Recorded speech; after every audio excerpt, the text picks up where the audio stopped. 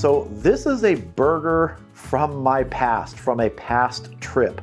Now, many years ago, probably more than 20 years ago, on some vacation, I went into a restaurant and they had something on the menu called the BBQ Dip Burger. I asked what it was and they described it as a patty that they cook till it's almost done and then they dip it completely in barbecue sauce, throw it back on the grill, put cheese on it, and that's how they serve it. Now, I'm pretty sure it was not done on a flat top. I think it was on a grill, probably a gas-fired grill in the kitchen, not a charcoal or wood grill. Well, today I'm gonna be doing it over charcoal, and I'm gonna be doing a few different things than were on that original barbecue dip burger. The cheese is gonna be different. It's really cool. We're gonna be using that. But first, we gotta get the burger ready. Now, I have my burger mold here, which is just slightly bigger than the brioche bun I'm gonna be using. So if it shrinks a little, should fit just perfectly. And I'm using half a pound of 85/15 ground beef. So I'm just gonna get this in here and work it into the mold. Just wanna get the shape. I don't wanna compress it too much. It is gonna get a little bit pressed in there, but really just trying to make the shape work. And we're just going to take our mold off, check our shape, let's turn it over. It's looking good. It's a sizable burger, a half-pound patty, and that's what the barbecue dip burger was when I had it in that restaurant. It was a half-pound patty, so good-sized burger. Now I'm going to hit this with some salt here on both sides before we head out to the grill so I don't have to do it out there. I'm not going to add any pepper to it because the barbecue sauce I'm going to be using has some garlic in it, kind of peppery. So I don't want to add too much pepper to this. Just some salt. Turn it over. I'm going to set this aside in the refrigerator while we get our cheese ready. So the cheese we're going to be using today on this barbecue dip burger is a smoked Gouda with bacon. You can see the nice pieces of bacon in there. And I just want to get the rind off of this and get it broken down into some smaller pieces that we can melt more easily when we get the burger out there. So I'm just going to cut along the rind here. Sometimes it'll peel away pretty easily.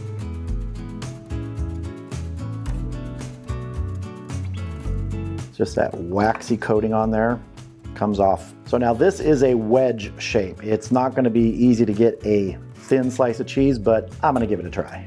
Let's see. If I don't get one thin slice, I'll get a bunch of thin slices and we'll just layer them on there. That one's too thin. We're going to have to test that. Oh wow, that's really good bacon flavor. See if I can get some thinner slices here just at the end with the wedge laying down. Make this a little easier. We just want enough for surface coverage on top of the burger. I think that's a good amount right there. All right, let's head out to the grill. So I have the Weber Kettle Performer here today, and we're using the Mallory Firewall. I have it set up for 2 zones, 1 direct zone, 1 indirect zone, equal in the kettle. And that's because I'm not sure how that cheese is going to melt in a direct zone with all that barbecue sauce. I don't want that barbecue sauce to burn. I want it to caramelize. So once I get the cheese on, I'm going to move the burger to the indirect zone, put the lid on, and we'll melt it that way. So let's get this fired up. Now I have a bunch of smothered charcoal in here and some fresh pieces, and I love using smothered charcoal for stuff like this. It's still got life in it. It's a great use for it.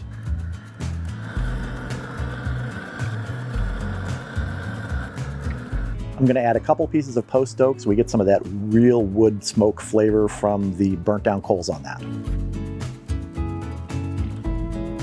We're going to let the rest of the charcoal get going, and in a little bit we'll get our cast iron grate on, start making this barbecue dip burger.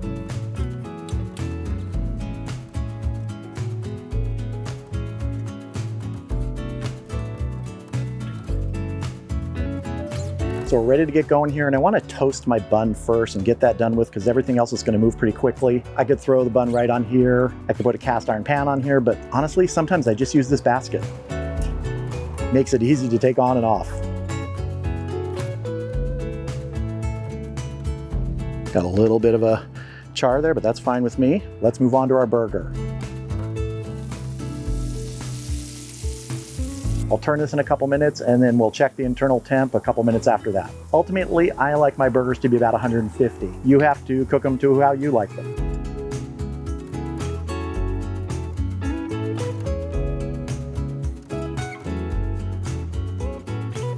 Now I'm not gonna let this grill right here to 150 degrees. I'll probably dip it when it's closer to 120 degrees.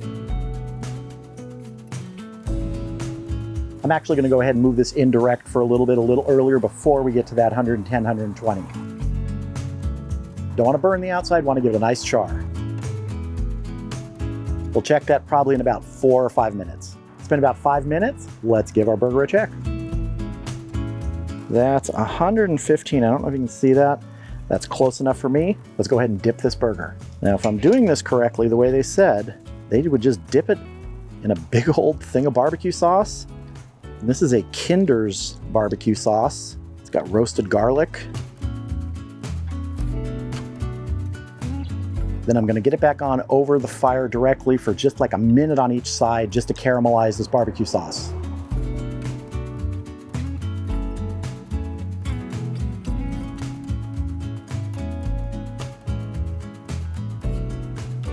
Get my cheese on here and then move it indirect.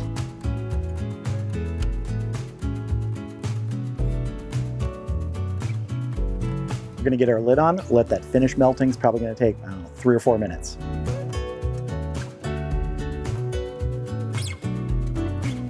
This burger's looking good. Let's start building it. Got my toasted bun here and I wanna get some lettuce down. I also want to get some tomatoes on the bottom here. I like putting them on the bottom. Let's get our burger patty. Put some pickles. Some fresh red onions. I love crispy fresh red onions. And I always get comments from people when I call these red onions. They say, those are purple. I mean, I know the color's purple, but they're sold as red onions, so they're red onions to me. We're gonna top this. There it is, the BBQ Dip Burger. I'm really looking forward to this, especially with that bacon Gouda, so I'm gonna dive in.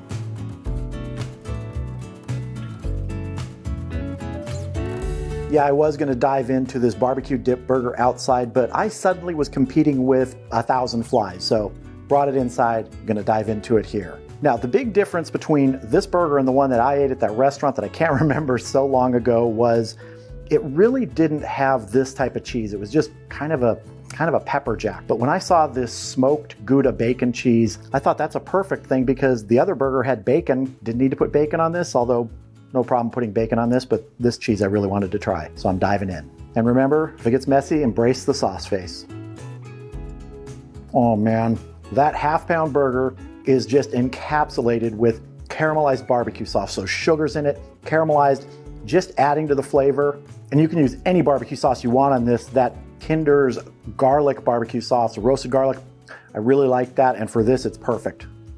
Everything else on here, the pickles, the onions, the tomatoes, the lettuce, the cheese, it's just a simple burger accompaniment. Because it is that barbecue dip burger, you don't need a lot.